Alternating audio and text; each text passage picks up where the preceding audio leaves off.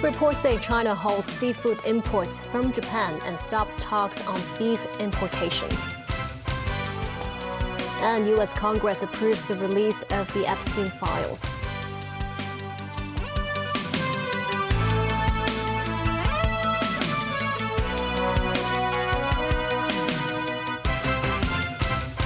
Good evening, and thank you for joining us. Political tensions between China and Japan are showing no signs of abating.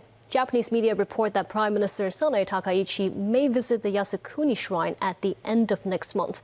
And Chinese media say if the visit takes place, it will create a storm. Daniel Rao reports. Liu Jinsong, Director General of the Asian Affairs Department of China's Foreign Ministry, held consultations on Tuesday with Masaki Kanai, Director General of the Asian and Oceanian Affairs Bureau of Japan's Minister of Foreign Affairs, who was visiting Beijing. The talks failed to ease tensions between the two sides. When asked whether he was satisfied with the talks, Liu said of course not. And he described the atmosphere as solemn. Some mainland analysts said that Japan's sending of a bureau-level official to China shows insufficient sincerity and makes it impossible to truly resolve issues. They say at least a heavyweight Japanese official trusted by the Chinese side is needed to put out the fire. Japanese Prime Minister Sanae Takaichi stated earlier that if a sudden military contingency were to occur in Taiwan, it could constitute a survival-threatening situation in Japan. China has repeatedly demanded a retraction of these remarks, but Japan has no intention of doing so, and Japan's Kyodo News believes this may prolong the tensions. Chinese ambassador to Japan Wu Jianghao is expected to meet soon with Japan's Vice Minister for Foreign Affairs Takehiro Funakoshi. Amid the growing tensions, some Japanese media outlets are speculating that Takaichi may choose December 26th to visit the Yasukuni Shrine in her capacity as Prime Minister, seen as emulating the late former Prime Minister Shinzo Abe's visit on December 26, 2013. Hu Xijin, former editor-in-chief of the Global Times, wrote that while it is not yet possible to confirm the authenticity of reports about Takaichi's visit to Yasukuni, if she takes this step, it would be a universally condemned move that will unleash an all-around tempest. He said it would thoroughly provoke China and South Korea and thoroughly reshape the geopolitical landscape of Northeast Asia. The People's Daily also commented that the poison Takaichi has injected into China-Japan relations must be resolved by her. At United Nations meeting on Security Council reform, China's permanent representative to the UN, Fu Zong, said Japan is totally unqualified to seek a permanent seat at the Council. He said Takaichi's recent remarks constitute a gross interference in China's internal affairs and a serious breach of the One China principle and the spirit of the four political documents between China and Japan. Dan Rao, TV News.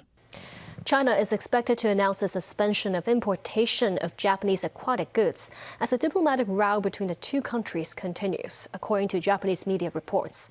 Earlier, Beijing partially lifted restrictions on Japanese seafood placed 2 years ago after Japan decided to release treated wastewater from Fukushima power plant. Mimosanga reports. In Guangzhou, some people think not being able to eat Japanese aquatic products is not such a big deal. One man said that Japanese aquatic products are not different from the Chinese ones. According to Japanese media, China will suspend the import of Japanese seafood products, while negotiations to resume the import of Japanese beef is also halted.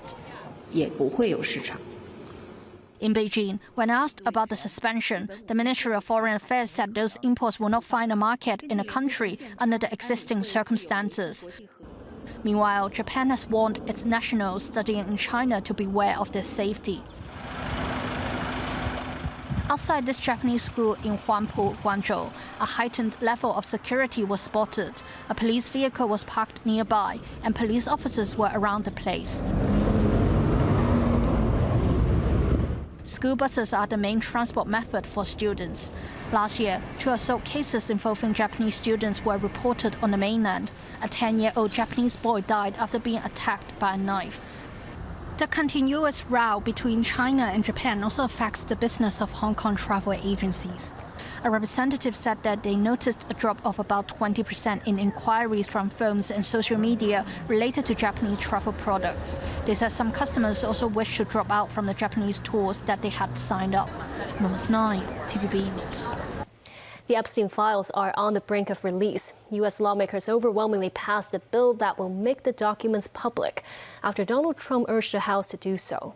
The president is unlikely to veto the release, which means they could be available as early as this week, once signed into law. David Garrett reports. President Trump urged Republicans to back the vote for a release of the Justice Department's Jeffrey Epstein files. It passed virtually unopposed through the House and Senate. On this vote, the yeas are 427, the nays are 1. 2/3 being in the affirmative, the rules are suspended, the bill is passed, and without objection, the motion to reconsider is laid on the table.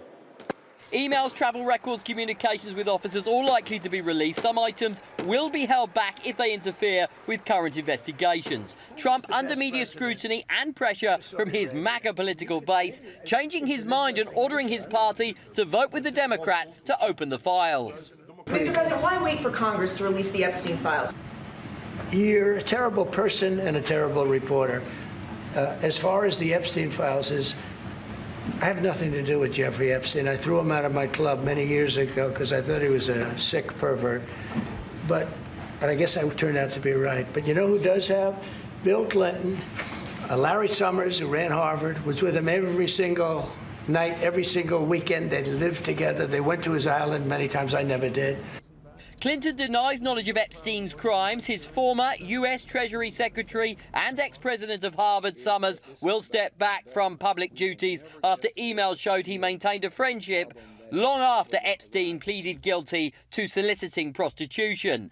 The U.S. lawmakers who have sanctioned the release of more information about the disgraced financier say this is not about party politics.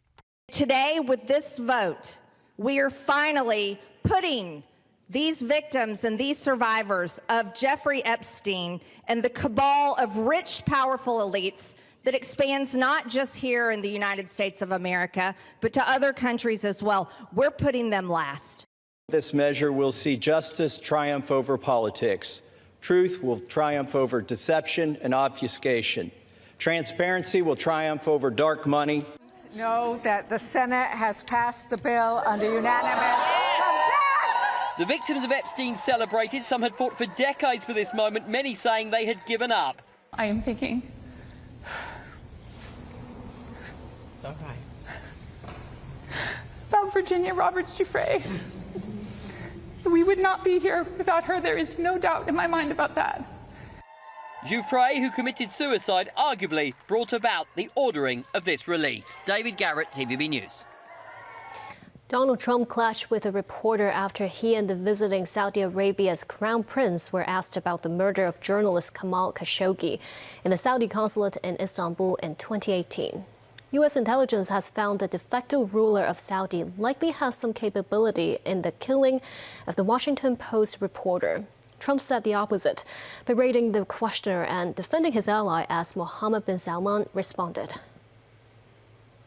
You're mentioning somebody that was extremely controversial. A lot of people didn't like that gentleman that you're talking about. Whether you like him or didn't like him, things happen. But he knew nothing about it, and we can leave it at that. You don't have to embarrass our guest by asking a question like that. Okay, just you ask, Mr. President, you allow me to answer. About the journalists, it's really painful to hear, anyone that been losing his life for, no real purpose or not in a legal way, and it's been painful for us in Saudi Arabia. We've did all the right steps of investigation, etc., in Saudi Arabia, and we've improved our system to be sure that nothing happened like that, and it's painful and it's a huge mistake, and we are doing our best that this doesn't happen again. And still ahead, China denies UK MI5 spying accusations. New medical school targets students with biological sciences background. And a cold day for some, but others enjoy the breeze.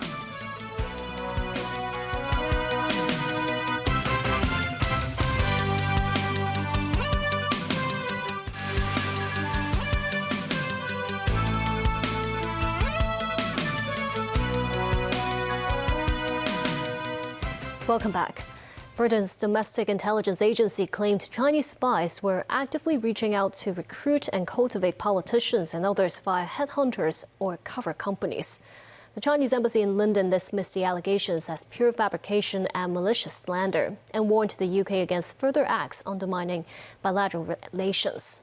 The Chinese Foreign Ministry in Beijing also hit back at the British claims. Danny Rao tells us more. Writing to lawmakers, House of Commons Speaker Lindsay Hoyle said a new MI5 espionage alert claimed Chinese nationals were using LinkedIn profiles to conduct outreach at scale on behalf of the Chinese Minister of State Security. Hoyle asserted their aim is to collect information and lay the groundwork for long-term relationships using professional networking sites, recruitment agents and consultants acting on their behalf. He said MI5 issued the alert because the activity was targeted and widespread. British Home Office Minister Dan Jarvis said that apart from parliamentary staff, others including economists, think tank consultants and government officials have been similarly targeted. Jarvis said the UK's government is rolling out a series of measures to tackle the risk, including investing £170 million to renew encrypted technology used by civil servants to safeguard sensitive work. The government will continue to take further action against China-based actors involved in malicious cyber activity against the UK and our allies. This will form part of a broader campaign that the UK is delivering to disrupt and degrade the dangerous cyber ecosystem that China has allowed to take hold within its territory. Now, Mr. Speaker, let me assure honourable members that we will not shy away from using all the tools at our disposal, including sanctions, as necessary. In Beijing, the Chinese Foreign Ministry also hit back at the British claims. Foreign Ministry spokesperson Mao Ning said Beijing firmly opposes such groundless speculation that projects one's own mindset onto China, and judgments made on false information will only lead to misleading conclusions. She added China has no interest in collecting UK intelligence. The Chinese embassy in London dismissed the allegations as pure fabrication and malicious slander, and warned the UK against further undermining bilateral relations.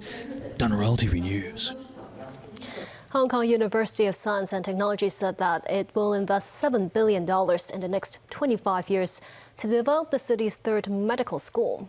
The government announced yesterday that it will develop the medical school after winning a three-way bid that also features Polytechnic University and Baptist University. Momo Sangai reports. In a press conference, HKUST President Lancy Ip provided details on the planning of the new medical school. The school will provide a 4-year program for students who already have degrees, aiming to admit its first group of 50 students in the 2028-29 academic year. Ip said the school hopes to provide more clinical experience for the students and are open to the application of technology. Speaking of the applicants' backgrounds, Ip said they will initially favor students with a background of biological sciences before expanding their enrollment to those who specialize in humanities and AI. She says students can opt for an academic or research career track upon graduation. The university also said that 6 clinical professors have joined the institution. Of them actually, they have very strong research expertise. We are actually in the process of recruiting quite a large number of clinical faculty. We already received 36 letters of intent from interested faculty candidates from all over the world. The number will continue to expand. Among the $7 billion fund which the university will invest in the medical school, $2 billion will be allocated to construct a medical complex building in Clearwater Bay. Professor Joseph Sum, a member of the Medical School Task Group and a former president of the Chinese University of Hong Kong, said HKUST had shown in its proposal that it is ready to kickstart the establishment of the medical institution as soon as possible. Sum foresees the new school will provide diversity to the local medical field. I would say that the medical knowledge that they acquire from this school, as well as the humanities background, will be very useful because we need doctors not just to be knowledgeable, but they also have empathy, professionalism, and among other virtues. If the graduates decided to pursue an academic career path, then his biological knowledge as well as knowledge in technology will be very useful for them to develop their research. Momo 9, TVB News. Hong Kong woke up to the coldest morning of the fall season as a surge of the northeast monsoon sent temperatures tumbling. The observatory logged a low of 13.2 degrees Celsius in the urban areas. the lowest so far this autumn. Out on the streets, the temperature dip was unmistakable. Commuters layered up, bracing against the crisp, dry winds. Some senior citizens continued their daily exercise amid the breezier weather. I feel really cold today. I've caught a cold. These last few days the weather's changed and it's brought a cold out and some flu symptoms. It's too cold, so I have to get like 3 jackets and it's terrible. For dress up, I think it's a bit cooler. Yeah, it's nice. It's up like layers, yeah, exactly. So, yeah, it's quite nice still, but I don't want it to go colder than that. I think it's a comfortable temperature. It's nice to wear like warm clothing outside instead of just shirts and stuff, so. Under the influence of a northeast monsoon, the mercury at many districts plunged to a low of 12 to 13 degrees Celsius, with Chunwan logging the lowest at around 10 degrees and Taimoshan reaching 3.2 degrees. The air also much drier, with the relative humidity slipping to about 40%. The weather forecaster says the cloud belt covering the coast of Guangdong will thin out over the next 2 days. Influenced by a spell of the dry monsoon, Hong Kong and nearby cities will become sunnier early next week, with a notable temperature difference between day and night. The observatory's scientific officer says, alongside the easing northeast monsoon, the temperatures will rise to about 15 to 16 degrees in the morning in the coming 2 days, with daytime highs reaching 26 to 27 degrees around Sunday and Monday. The Hong Kong Streetathon will be held on Sunday, and there will be road closures and special train arrangements by the MTR. The event includes a full marathon, a half marathon, and a 10-kilometer race, featuring over 20,000 participants. The full marathon starts near Hing Fat Street on the Eastern Corridor, crossing the harbour via the Eastern Cross Harbour Tunnel, going through the Central Kowloon Bypass, which will open next month, finishing near the intersection of the bypass and Yau Ma Tei. MTR trains will start service earlier to facilitate travel to Causeway Bay, with the earliest trains on the Tuen Ma Line and East Rail Line departing at 2:50 a.m. A government-initiated nighttime food waste collection truck has been operating in the Central and Western District for 1.5 months. This initiative has successfully collected 1,500 kilograms of food waste, meeting the government's expectation. Sakir Ib has the details. Every night at 7:30 p.m., this truck arrives at Sai Ying Pun MTR station to collect food waste from the local community 7 days a week. Mr. Yu from the neighborhood found the new service very convenient, while another resident, Ms. Ho, said she prefers a fixed collection point at each building. From 6:30 to 10:30 every night, this recycling truck will stop by at 4 locations in Central Western District, including Sai Ying Pun and Kennedy Town. For each station, the truck will stay for around 45 minutes. Over the past month and a half, more than 1,600 residents have participated in the scheme, resulting in the collection of 1,500 kilograms of food waste, in line with the authorities' expectations. Senior Environmental Protection Officer Kenneth Tong explained that the pilot scheme was introduced in the Central and Western District due to a lack of food waste disposal facilities in private housing, despite significant community interest in recycling. He said the collection truck provides flexibility, allowing recycling across various areas of Hong Kong.